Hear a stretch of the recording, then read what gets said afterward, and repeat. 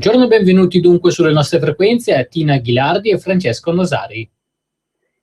Bene ritrovati, un saluto particolare a tutte le donne del Centro Culturale Roberto Ronchi e anche Francesco Nosari si unisce a questo. Ma certo, a tutte le mica solo quelle del Centro Culturale, tutte le nostre bellissime, per definizione, radioascoltatrici.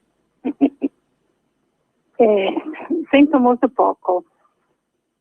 Detto, a tutte buon 8 marzo, un augurio, una felicitazione a tutte le donne, le nostre radioascoltatrici, che per definizione sono bellissime.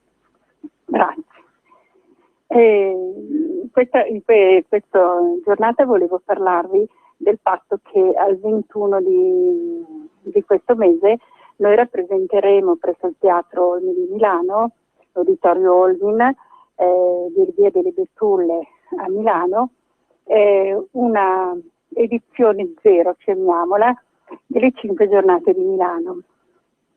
Edizione zero perché l'artista avrebbe studiato questo su una musical, ma ovviamente il musical richiede dei costi molto elevati. È totalmente nuovo, diciamo che ci saranno delle immagini e poi comunque ci sarà musica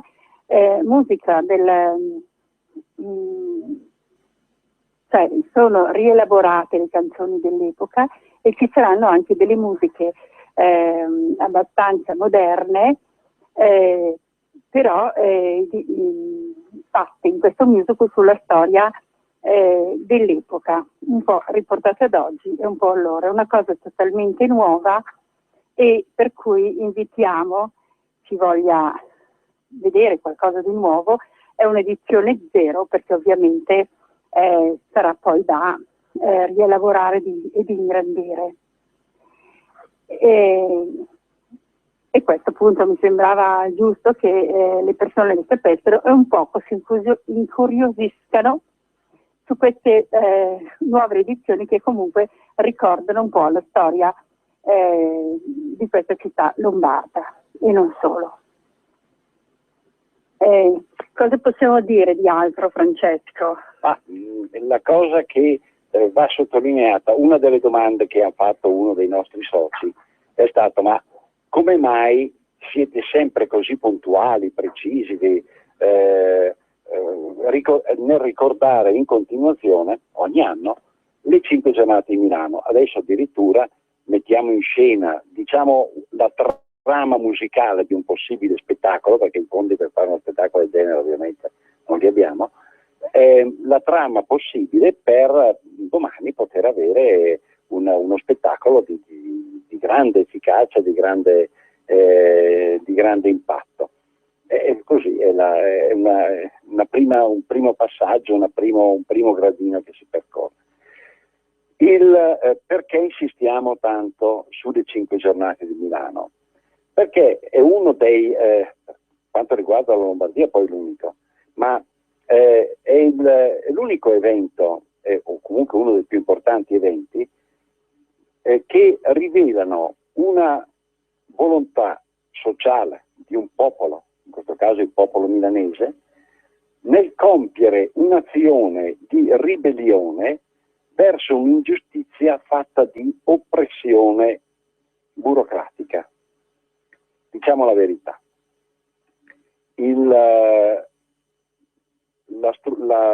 La dominazione austriaca, oggi la rimpiangiamo perché, per carità, se pensiamo all'800, era qualcosa di straordinariamente avanzato e di straordinariamente efficace, tanto che è rimasta quasi un mito per noi, perché funzionava tutto, diciamo, secondo la mentalità mitteleuropea. E Milano era allora una città mitteleuropea.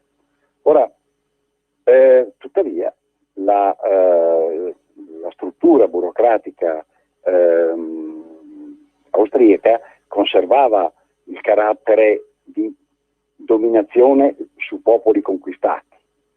Quindi, per quanto illuminata, per quanto aperta per quanto avanzata potesse essere rispetto a tante altre situazioni, addirittura rispetto a situazioni successive, questo sarebbe da ulteriormente meditare, ciò non toglie che fosse di natura burocratica oppressiva, cioè il popolo veniva oppresso da tasse, quella sul tabacco, su uno, sull'altro, in modo da poter prelevare, e prelevava tantissimo, poter prelevare per poter mantenere la corte di Vienna e tutto l'insieme nobiliare che a quella corte faceva capo. Questo in grandi linee approssimative. Ora, davanti a una situazione di quel tipo, forse nemmeno paragonabile a quella d'oggi, questo è da sottolineare, il popolo ha saputo reagire e ha voluto reagire. La storia del popolo lombardo non è una storia fatta di grandi episodi, non siamo un popolo bellicoso, io ricordo quello che lo diceva anche Bossi, è un popolo buono, lavoratore, che lavorare. Però in quell'occasione si è ribellato a un'ingiustizia che va intesa sul piano morale prima di tutto, perché ricordiamoci che non è dai principi che discende il diritto, ma dalla relazione tra principi e valori. Quindi davanti a un, tra virgolette, diritto percepito dalla società come giusto, c'era un diritto ufficiale, quello austriaco, che era percepito come oppressivo e come ingiusto. Si manifestava poi in tasse, in gabelle che rendevano difficile la vita al popolo. E il popolo ha saputo ribellarsi. Il popolo d'allora, i milanesi d'allora, hanno saputo ribellarsi direttamente, con eroismo, opponendo la forza alla schiacciante, già di per sé schiacciante forza della burocrazia e poi delle armi dell'esercito austriaco, dell'esercito imperiale. Ora, tenuto conto che poi i rapporti non erano così terrificanti, tanto che l'allora comandante della austriaco, il maresciallo famoso, il celebre maresciallo Radetzky, era tranquillamente, poi ha vissuto ancora, amava moltissimo le terre lombarde ed è sepolto a Mantova, non è che gli sia poi scappato da qualche parte, è rimasto qui. Quindi immaginatevi la differenza tra allora e oggi, e allora ci fu questo moto di ribellione fortissimo. Oggi, per varie ragioni, che sarebbe ed è interessante esaminare sotto il profilo culturale, sarebbe interessante approfondire, proprio anche per dare benzina alla politica, dare idee alla politica, questo non avviene. Oggi si subisce.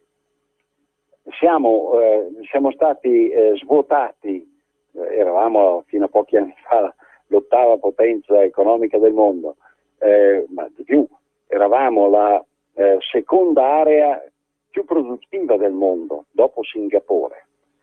Bene, oggi siamo stati svuotati, siamo in miseria e assistiamo a un continuo degrado con i nostri giovani che non hanno nemmeno la forza economica per sposarsi e avere figli. Guardate che è la prima volta che capita, non è mai capitato prima. Non hanno la forza economica di sposarsi ed avere figli e che emigrano. I migliori, tutti quelli che hanno qualcosa da dire, che sanno fare qualcosa, prendono e vanno all'estero. Noto sui giornali si dice che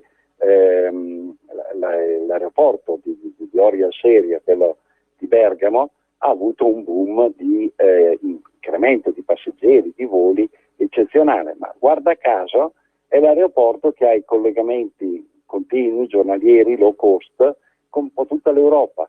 Guarda caso abbiamo un sacco di persone che salgono su quegli aerei all'inizio della settimana, tornano alla fine della settimana, oppure tornano a metà settimana e alla fine, cioè ormai si sta incrementando una produttività che anziché rimanere qui va a incrementare la ricchezza di altri popoli meno idioti di noi, o comunque strutturati in maniera diversa, forse meno, tra virgolette, sotto il profilo puramente morale, meno delinquenziale. Ora, e questo è il dato oggettivo. Ecco perché, quindi, l'aspetto culturale da approfondire, però ecco perché comunque le 5 giornate di Milano restano una gemma, cioè ho una speranza. Attenzione che tira, ma alla fine il popolo, va bene, siamo in disfacimento, tutto quel che si vuole, ma può ribellarsi. Come? Ecco, quello sarebbe da studiare e da vedere, però che possa accadere qualcosa che riprenda uno spirito di autonomia, di libertà, di libertà dalla servitù, dalla schiavitù di strutture statali che ti schiavizzano, e questo è una speranza che rimane. Oggi come oggi, salvo i politicanti di professione, vorrei sapere chi può sostenere che lo Stato è al servizio del cittadino, e chi ancora possa dire, come è stato detto in modo inammissibile, inaccettabile in precedenza anche da altre autorità, lo Stato siamo noi. Oggi come oggi la democrazia è qualcosa di evanescente, di apparente, di ipotetico. Oggi come oggi lo Stato come struttura, parlo di struttura, le strutture dello Stato non siamo noi, non sono al nostro servizio, sono a servizio di interessi altri che non riguardano noi. Questo è il legame, il ragionamento che sta sotto all'insistenza della nostra associazione Ronchi, nell'organizzare pedissequamente, come la goccia, gutta cavat lapidem, la goccia che scava la roccia, richiamare alla memoria, per quello che possiamo, quel poco che siamo capaci di fare, richiamare alla memoria della nostra gente le 5 giornate di Milano. L'unica gemma, l'unico episodio cui richiamarsi, in cui c'è qualcosa, c'è un nucleo di spirito, di iniziativa, di forza, di libertà, spirito di libertà, che servirebbe ancora oggi. Ecco perché è importante. Come lo celebriamo? Per carità, l'abbiamo celebrato con conferenze, l'abbiamo celebrato con musiche, adesso con questa linea, questa base ringraziamo gli autori e coloro che tecnicamente hanno collaborato, con questa base musicale sulla quale sviluppare un domani uno spettacolo. Se lo spettacolo venisse sviluppato, vuol dire che almeno in quel campo quello spirito un pochettino rinasce, un pochettino viene ripreso. Ecco, direi, questo è il quadro che noi disegniamo. Poi sta alla gente capire, sta alla gente venire, sta alla gente elaborare quel messaggio, correggendo, dicendo, dando un parere, ma vivendolo. Finché, perché deve tornare la memoria di un popolo, deve tornare deve tornare viva. Il passaggio dal passato al futuro, che è quel presente che è inafferrabile sostanzialmente, lo si crea proprio andando a vedere le prospettive future e guardando all'esperienza passata. Se siamo ancora un popolo, siamo un popolo che ha determinati principi, determinati valori, che quindi è in grado di creare un diritto, perché questo poi è il nucleo del ragionamento.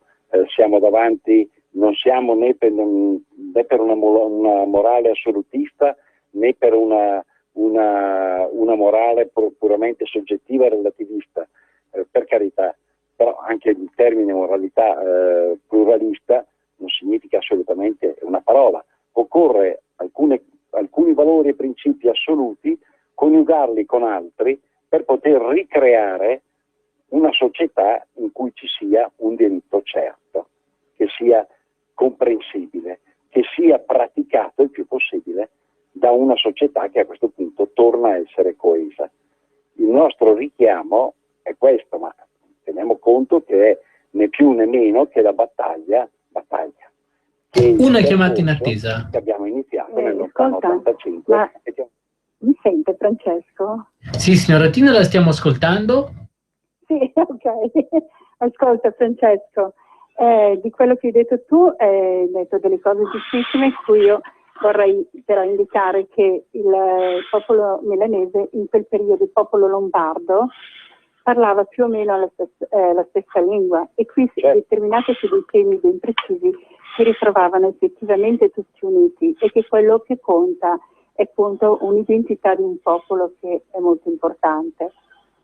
Hai detto anche un'ulteriore cosa, Francesco, che la giustizia deriva dal fatto anche di quali sono i principi morali delle persone. E quindi anche questa è una cosa molto, molto importante. Abbiamo una chiamata, Tina. Pronto? Sì, pronti, Padania Libero, sono Franco da Varese. Sempre. Adesso voi avete toccato un argomento che mi interessa. Si parla di morale, ma di quale morale? Non è che la morale può essere così basata su chissà che cosa. La morale deve essere una morale cristiano-cattolica, che è nella nostra tradizione. A me, sinceramente, questo ecumenismo che professano tanto, diciamo così, i pseudo-cattolici, non mi piace per niente, è assolutamente fallito, perché vediamo dove sta andando la gente è persa, questa è la realtà. Per cui io credo che una morale deve essere, i valori devono essere basati su una morale cristiano-cattolica, che sono la base della nostra tradizione e della nostra società. Altre cose io non le vedo, poi vabbè, ognuno può farla come vuole, per carità, però il riferimento deve essere quello per noi, deve essere quello per noi, non vedo altra. E a me sinceramente questi cristiani, questi pseudo cristiani che vanno a messa, mi sembrano tanti rincoglioniti adesso fuori dai denti, mi sembrano persi, a dire la verità. Vi saluto e vi ringrazio. Grazie Franco. Il ragionamento, quello che dice Franco, è condivisibile da chi crede o ritiene che questa sia la soluzione. Noi come associazione laica culturale esaminiamo l'aspetto culturale. Che morali? Certamente, che tipo di morale si pone? Una è quella relativista, data dal relativismo assoluto da un lato. Un'altra è data per, tra virgolette, dogmi, e poi ci sarebbe ipotetica la terza soluzione, quella di una morale pluralistica, che però, ripeto, è poco più di una parola, perché deve avere comunque degli elementi assolutamente fissi e deve stabilire quali sono gli elementi fissi per lasciare poi liberi gli altri, quindi è più una parola che altro, a mio modesto avviso. Ora, quindi il problema sono proprio i principi e i valori che sono alla base, quindi anche sotto il profilo storico ereditato dai nostri predecessori, di una società. E quello che dice Franco è vero, sono stati messi in discussione, ma non solo in discussione, sono stati scalzati. Perché? Il relativismo parte dal presupposto che il relativismo soggettivo parte dal presupposto che ciascuno abbia una sua morale, e quella morale che lui decide essere la sua è quella valida, è l'unica. Il resto è un contratto, se va bene. Quindi è un rapporto di forza, e questo va a rinnegare la civiltà, il percorso della civiltà occidentale, lo va proprio a negare, perché parte dal presupposto che il riconoscimento dell'altro è solo un riconoscimento fattuale del quale bisogna prendere atto per il fatto che l'altro c'è, perché se non ci fosse sarebbe meglio. Diciamo che è il nichilismo di Nietzsche, ecco, né più né meno. Cioè esistono dei principi e valori se in quanto sia io a decidere che sono tali, col cavolo. E questo è nei fatti col cavolo. Ora, e questo è l'aspetto soggettivistico ed è quello che ti dice colui che vuole far valere il rapporto di forza. Quello che decido io è morale. Il secondo aspetto è ciò che è una morale che è basata totalmente su principi, su dogmi, su elementi che sono di per sé indiscutibili. È indubitabile che questi principi e valori, un nucleo ci debba essere e sia assolutamente indispensabile. Su questo non c'è il minimo dubbio. Il ragionamento può e deve estendersi sotto un profilo di ricerca culturale sulla sua estensione, fin dove può arrivare. Ed ecco che Franco dice, attenzione, abbiamo una storia nel nostro territorio, in Lombardia, la stessa storia che ha sollecitato e ispirato le 5 giornate di Milano. Abbiamo una storia che è basata sui principi e valori della cristianità, adottiamoli, non sono cambiati, non sono obsoleti, vediamo di applicarli e probabilmente si riparte anche subito, anche sotto il profilo della vita civile. Questo è quello che sostanzialmente dice Franco. Va benissimo. Comunque, forse è da considerare se questa società ha mantenuto o invece si è imbarbarito in quello che sono quello che deve essere morale nella società, lo vediamo nella famiglia. Ma certo, l'imbarbarimento deriva dal fatto che è stato introdotto un criterio di morale soggettiva, relativismo soggettivo, che da un lato disgrega la società e dall'altro consente a gruppi omogenei, che siano politici, che siano economici, che siano di altro genere, di dominarla. Abbiamo una telefonata in linea. Pronto? Sì, pronto, buongiorno, chiamo dalla provincia di Torino. Volevo ringraziare Radio Padania per il servizio che fate, che è importantissimo, di testimonianza per le persone.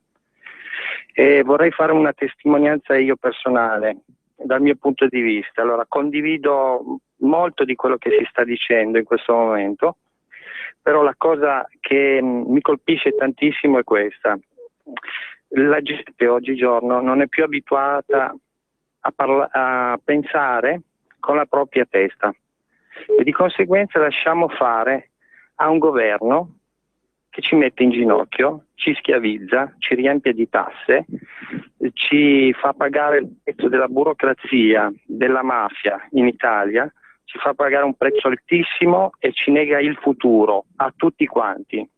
Ora io mi dico, quando le persone riusciranno a capire che bisogna unire forze e prendere una posizione chiara, in controcorrente nel senso bisogna attuare una protesta che non è mai stata fatta, che è semplicemente quella che fa paura a tutti i governi del mondo.